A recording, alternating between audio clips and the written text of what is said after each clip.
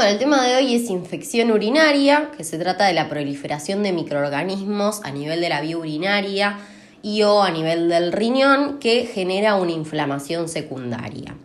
Para clasificarlas podemos tener en cuenta su localización o su evolución. Dentro de la clasificación según localización tenemos a la infección urinaria alta, que involucra al riñón y a los uréteres y que se denomina pielonefritis, y la infección urinaria baja, que involucra a la vejiga y se denomina cistitis. Mientras que la inflamación de la uretra, que se denominaría uretritis, no se considera parte de la infección urinaria porque de hecho está causada por otros patógenos que son principalmente de transmisión sexual, como la gonorrea, la clamidia, el micoplasma, el ureaplasma. Así que no se confundan con eso. Por otro lado, según la evolución, la infección urinaria puede ser aguda y puede afectar a la vejiga, denominándose cistitis, o a los riñones, denominándose pielonefritis aguda. También existen las infecciones urinarias recurrentes, que son aquellas que se repiten a lo largo de un año o a lo largo de 6 meses, y dentro de la recurrencia se puede hablar de una recidiva, que es una infección por el mismo germen que causó la primera infección urinaria dentro de los 14 días post-tratamiento y nos lleva a sospechar una falla en el tratamiento, ya sea por incumplimiento o bien porque el antibiótico que se le dio no cubrió para el patógeno que estaba generando la infección, o bien porque fue un tratamiento demasiado corto. Mientras que la reinfección se trata de una nueva infección y no de una recaída, por decirlo así, y que puede ser por otro germen o puede ser por el mismo, y que se desarrolla después de los 14 días post-tratamiento. Es decir, que la infección urinaria que se desarrolló primero fue resuelta y ahora está desarrollando una completamente nueva. Y por último tenemos a la infección urinaria crónica, que esta solo afecta al parénquima renal, es decir, no hay una cistitis crónica, solo hay pielonefritis crónica, y que se divide en 2 tipos dependiendo de la patología que le está dando origen o que está predisponiendo justamente a esta cronicidad, que son la nefropatía por reflujo y la pielonefritis crónica obstructiva. De hecho, la pielonefritis crónica se produce por una reiteración de pielonefritis agudas que no terminan por resolverse y que precisamente está predispuesta o por un reflujo vésico-ureteral o bien por una obstrucción que predispone a la infección y que a su vez impide que se elimine esa orina infectada y que por ende perpetúa la inflamación y genera cicatrización y fibrosis del parénquima, que es lo que caracteriza a esta infección crónica. Respecto de la etiología de la infección urinaria, esta está causada principalmente por bacterias y dentro de ellas las más frecuentes son las que habitan la flora del colon.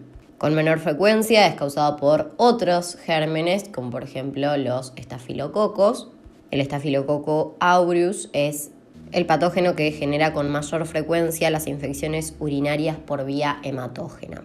Por otro lado, también puede estar causada una infección urinaria por hongos, entre ellos la cándida, y por virus como poliomavirus, citomegalovirus o adenovirus. Como factores de riesgo tenemos ser mujer por diversas razones, entre ellas algunas anatómicas como la uretra corta que tienen, que facilita el ascenso de los gérmenes que colonizan el meato uretral hacia la vejiga. Por otro lado también la cercanía del orificio anal y del meato uretral, que hace que si la mujer tiene una mala técnica de higiene y se limpia desde atrás hacia adelante, arrastre los gérmenes del orificio anal hacia el meato uretral, que luego pueden ascender a través de su uretra corta.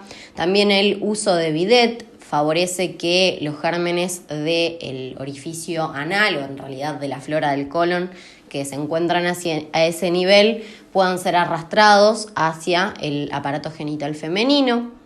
Las relaciones sexuales, más que nada si se tienen relaciones sexuales anales y luego vaginales, eso sería el principal factor de riesgo, pero también las relaciones sexuales solo vaginales pueden llegar a arrastrar gérmenes de la flora del colon hacia la uretra. También la alteración de la flora vaginal de la mujer predispone también a la colonización del meato uretral, y esta alteración de la flora es más frecuente durante el embarazo, durante la posmenopausia y en aquellas mujeres que usan protectores diarios, usan bidet, usan jabones que son bactericidas. Otro factor de riesgo también es el hábito retencionista, que es mucho más frecuente en las mujeres por una cuestión social. Una mujer no orina en cualquier lado y eso hace que se genere éstasis de orina a nivel de la vejiga y que se favorezca la proliferación de microorganismos que normalmente podrían ser arrastrados por la micción, evitando el sobrecrecimiento y la infección. Y por último, a diferencia del hombre, la mujer tiene ausencia de líquido prostático que tiene características bactericidas y que son un factor protector para los hombres. Por otro lado, otro factor de riesgo es la presencia de una sonda vesical o alguna instrumentación a nivel de la vía urinaria que puede arrastrar gérmenes que lleguen a la vejiga y allí proliferen. Otra de los factores de riesgo es tener una dificultad para el vaciamiento de la vejiga, ya sea por cálculos, ya sea por un aumento del tamaño prostático en una hiperplasia prostática benigna, en algún tumor, en una prostatitis, o bien una vejiga neurogénica que no se contraiga de forma correcta el detrusor y por ende la orina esté estática a nivel de la vejiga y por ende favorezca la proliferación de los microorganismos. Y por último, ser diabético, más que nada diabético mal controlado, ya que la hiperglicemia, como dijimos, inhibe la acción de neutrófilos y la acción de macrófagos y hay una disminución de la diapedesis, es decir, de la migración, la transmigración hacia el foco infeccioso. También hay disminución de la capacidad de fagocitosis.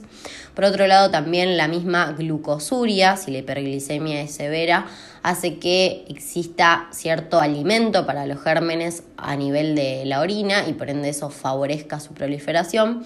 Y por último, en algunos pacientes, la presencia de vejiga neurogénica que genera éstasis de la orina dentro de la vejiga que favorece también la proliferación de gérmenes. Entonces son todas estas las cosas que ustedes tienen que nombrar en la UP10 con esa mujer que es diabética y que tiene toda la clínica de una infección urinaria, que tiene un riesgo aumentado de tener infección urinaria no solo por ser mujer con todo lo que eso implica, sino que también por ser diabética. Como ciertas recomendaciones o formas de prevención de la infección urinaria, se dice que hay que tomar suficiente líquido para favorecer la micción, ya que la micción en sí misma, ese arrastre físico, hace que se eliminen los microorganismos y disminuya el riesgo de que estos proliferen a nivel de la mucosa de la vejiga y por ende causen la infección y la inflamación de la misma. Por otro lado, también el orinar antes y después de las relaciones sexuales, porque muchas mujeres tienen infecciones urinarias a repetición en relación con las relaciones sexuales, lo que se denomina la cistitis de la luna de miel. Tratar de evitar la retención, es decir, orinar cada vez que uno tenga ganas. Evitar el uso de bidet, evitar el uso de protectores diarios. Enseñarles desde niños a las mujeres que deben limpiarse desde adelante hacia atrás para no arrastrar los microorganismos hacia el meato uretral y evitar el uso de todo tipo de jabones bactericidas que puedan llegar a barrer la flora. Respecto del mecanismo de producción de la infección urinaria, esta puede producirse por la llegada del microorganismo a través de dos vías principales, que son la vía hematógena y la vía canalicular. La vía hematógena consiste en la llegada del microorganismo a partir del torrente sanguíneo. Para esto, obviamente, tiene que haber circulación de este microorganismo en sangre. Como dijimos, lo más frecuente es que la infección urinaria esté causada por bacterias, por ende debe haber una bacteremia, o bien puede que lleguen a partir de una embolización de una endocarditis infecciosa. También, como dijimos que podía ser causada por hongos o por virus, puede ser a partir de una fungemia o de una viremia. Por otro lado, tenemos a la vía canalicular o ascendente, que es de hecho la vía más frecuente y que se produce en una secuencia específica. Primero, los microorganismos colonizan la uretra distal. Estos microorganismos por lo general son gérmenes de la flora intestinal Por eso, como les decía, era importante esa diferencia anatómica entre el hombre y la mujer, de la cercanía del orificio anal y el orificio uretral, y a su vez la uretra más corta que éstas tienen. De esta forma, los microorganismos se adhieren a las células epiteliales de la mucosa uretral, que se denomina ureotelio, por medio de sus adhesinas. Una vez adheridas a la mucosa de la uretra, ascienden desde la uretra hacia la vejiga. Como les decía, estaba favorecido en la mujer por esa escasa longitud que tiene la uretra y es más difícil en el hombre, por ende, por lo general está predispuesto por una instrumentación de la vía urinaria, como les decía, los sondajes. Además de la longitud de la uretra, también un factor que ayuda a que los microorganismos asciendan a través de la uretra son ciertas estructuras que tienen las mismas bacterias que le permiten movilizarse, como por ejemplo los flagelos que tiene la Escherichia coli, que es de hecho la bacteria que con mayor frecuencia genera la infección urinaria. Una vez en la vejiga, si este microorganismo prolifera a este nivel, genera inflamación y de esta forma queda constituida la cistitis.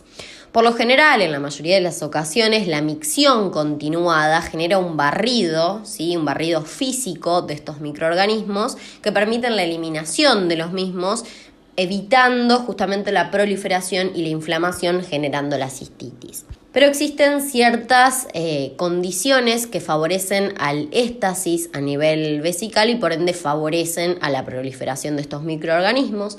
Por ejemplo, la obstrucción por cálculos o la obstrucción por algún tumor o el mismo prostatismo por una hiperplasia prostática benigna, el mismo hábito retencionista que yo les decía que era bastante más frecuente en las mujeres, o bien la presencia de una vejiga neurogénica hipotónica. Al generar éstasis, todos estos factores lo que hacen es que esa orina que está infectada, o sea, la orina tiene al germen, al permanecer más tiempo, permite que estas bacterias proliferen y por ende terminen generando la cistitis. Existen, además de la micción continuada, este barrido físico de la orina, otros mecanismos que evitan la infección o que se pueden denominar mecanismos de defensa, como lo es el pH urinario. El pH urinario normalmente es bajo, es ácido y eso evita la proliferación de las bacterias. Muy bien, hasta aquí dijimos cómo es que se podía generar la cistitis. Ahora bien, una infección urinaria alta a partir de la vía canalicular, ¿cómo se genera? Desde la vejiga tienen que ascender los gérmenes hacia los uréteres y de los uréteres hacia los riñones. Es decir, que requiere de reflujo vésico-ureteral y de reflujo intrarrenal. Este reflujo vésico-ureteral normalmente no existe porque nosotros tenemos una válvula a nivel de los uréteres, que en realidad no es una válvula verdadera, sino que es la misma implantación del uréter dentro de la vejiga que evitaría precisamente el reflujo. Esta implantación es hacia abajo, hacia adelante y hacia arriba. La incompetencia de esta válvula es la que va a generar el reflujo.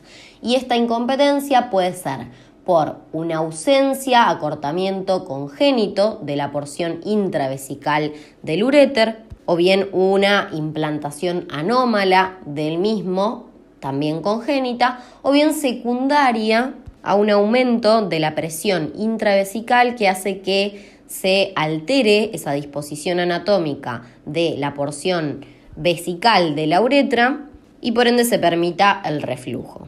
Una vez en los uréteres, la orina ya no encuentra ningún obstáculo para llegar dentro del sistema calicial de los riñones. Y allí es donde los microorganismos que están dentro de esta orina infectada se adhieran a nivel del parénquima renal, proliferen y generen inflamación a este nivel, que será la denominada pielonefritis. Ahora vamos a ver un poco cómo es la morfología. En la pielonefritis aguda, macroscópicamente, puede existir un leve aumento del tamaño de los riñones, pero que en general no es tan perceptible, y pueden evidenciarse macroscópicamente abscesos pequeños. Por otro lado, microscópicamente vamos a encontrar inflamación representada por un infiltrado de neutrófilos.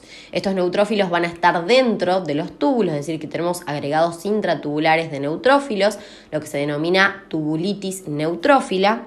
Y también puede existir necrosis tubular que da lugar a inflamación supurativa del intersticio, es decir, la ruptura del túbulo hace que pase contenido del túbulo hacia el intersticio y allí se genere inflamación supurativa justamente por la muerte de los neutrófilos que genera a los piocitos.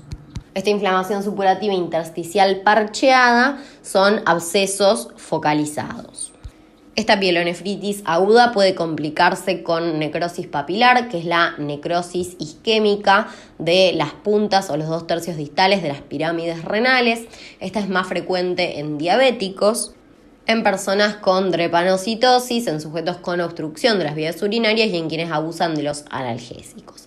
Otra complicación es la pionefrosis, que es la acumulación de un exudado supurativo dentro del uréter, de la pelvis renal y de los cálices.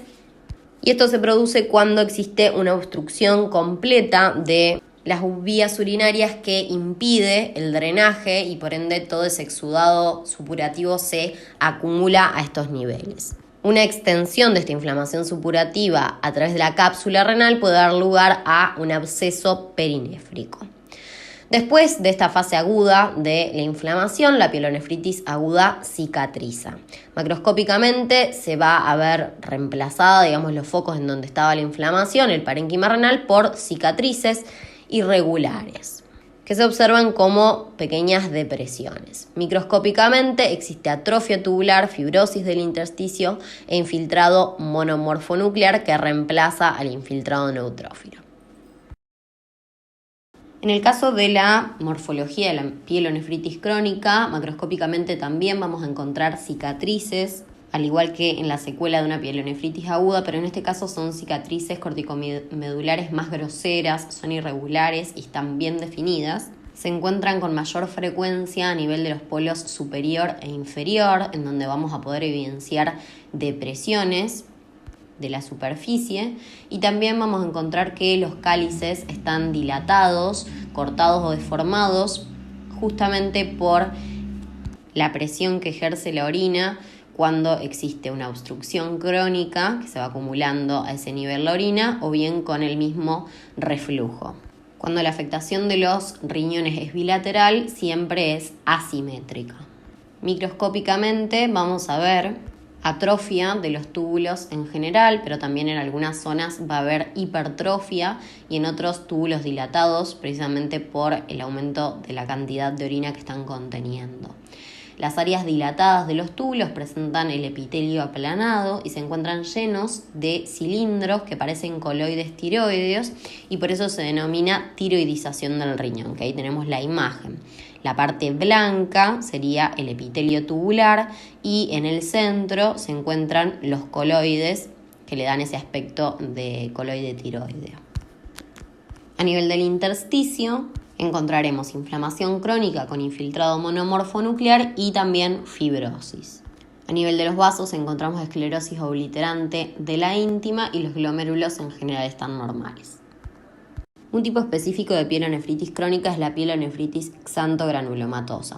Esta es causada por el microorganismo Proteus mirabilis, el cual posee una enzima que se denomina ureasa. Esta enzima lo que hace es desdoblar la urea, generando amoníaco que aumenta el pH de la orina. Recordemos que el pH normal de la orina es ácido. Y de esta forma el aumento del pH de la orina, es decir, la alcalinización de la misma, favorece la precipitación de sales de fosfato amónico magnésico. Y así se forman cálculos, que son los cálculos de fosfato amónico magnésico o cálculos de estrubita, que obstruyen la vía urinaria.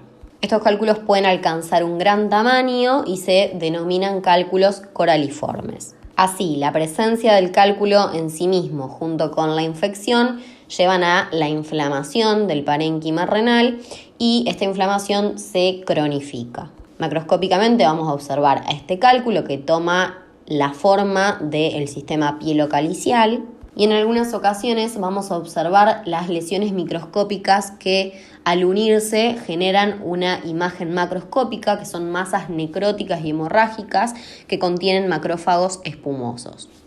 Precisamente como estas masas son amarillentas o naranjas, le dan justamente el nombre de pielonefritis xantogranulomatosa. Xanto significa amarillo. A su vez, este aspecto que llevan estas masas pueden hacer confundir a las mismas con un carcinoma de células renales. Microscópicamente vamos a ver células inflamatorias y lo más característico es la presencia de los macrófagos espumosos entremezclados con las mismas. En relación a las manifestaciones clínicas de la infección urinaria, estas difieren dependiendo de si se trata de una infección urinaria alta o baja.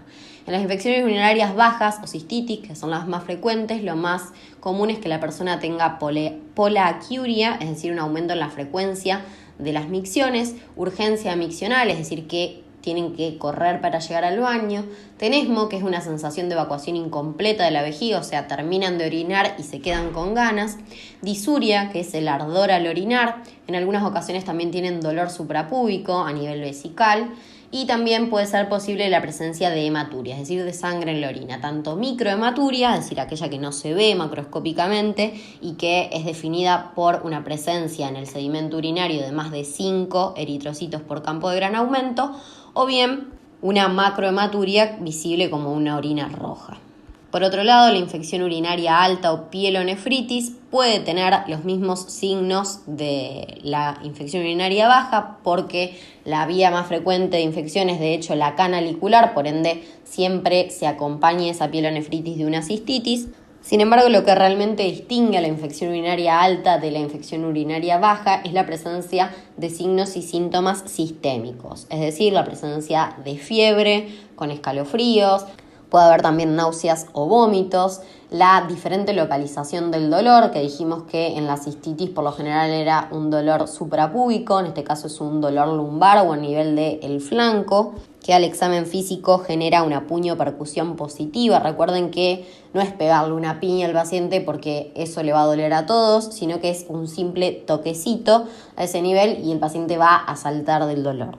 También pueden tener malestar general, y en algunas ocasiones, en los niños y en los ancianos puede presentarse como una fiebre sin foco, es decir, únicamente tener fiebre o tener alteración en el nivel o en el contenido de la conciencia, más que nada en los ancianos, que pueden presentarse con un deterioro, o sea, el anciano se pierde y es porque tiene una infección urinaria, o también puede tener incontinencia urinaria. En los niños también es frecuente la irritabilidad, el llanto.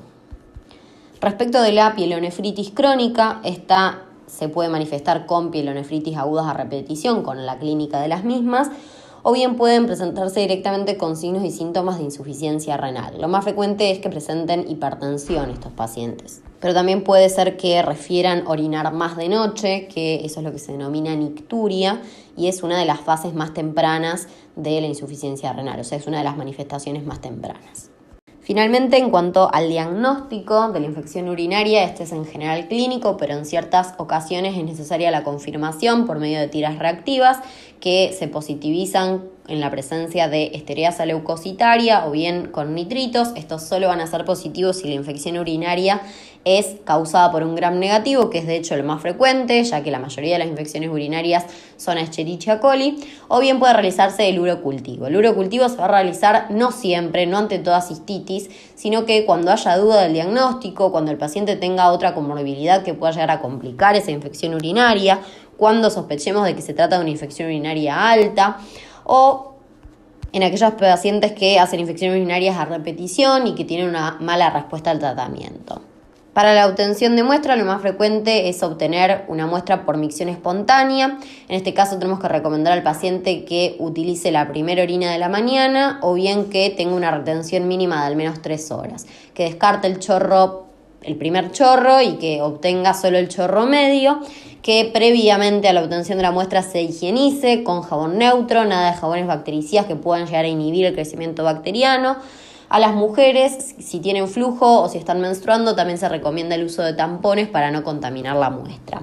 Además está decir que las muestras de urocultivo, como de cualquier tipo de cultivo, de cualquier foco, se recomienda que no hayan estado tomando antibióticos de forma previa porque obviamente que el cultivo puede llegar a dar negativo. Otras formas de obtención de muestras son la punción suprapúbica, que se realiza a nivel de la vejiga, o bien una toma de muestra a partir de la sonda en los pacientes que ya están sondados. Un resultado positivo en general se va a dar cuando se encuentra un recuento de más de 10.000 unidades formadoras de colonias, pero esto varía dependiendo de la muestra, o sea, dependiendo si es una muestra de punción suprapúbica, si es una muestra de sonda o si es una muestra por micción espontánea. Y lo que sí tiene que encontrarse el crecimiento de una única especie. Si encontramos distintos tipos de especies de microorganismos que crecieron en ese cultivo, esto nos habla de una contaminación de la muestra. En otras ocasiones es posible que tengamos que solicitar algún tipo de laboratorio. En el hemograma vamos a encontrar leucocitosis a predominio de neutrófilos. La glicemia se puede solicitar en los pacientes que tienen recurrencia a las infecciones urinarias para descartar que no tengan una hiperglicemia y quizás hacer un diagnóstico de diabetes. La uremia, la creatinemia y el ionograma son importantes en los pacientes en los que nosotros sospechamos una insuficiencia renal, por lo general en aquellos que tienen una pielonefritis crónica.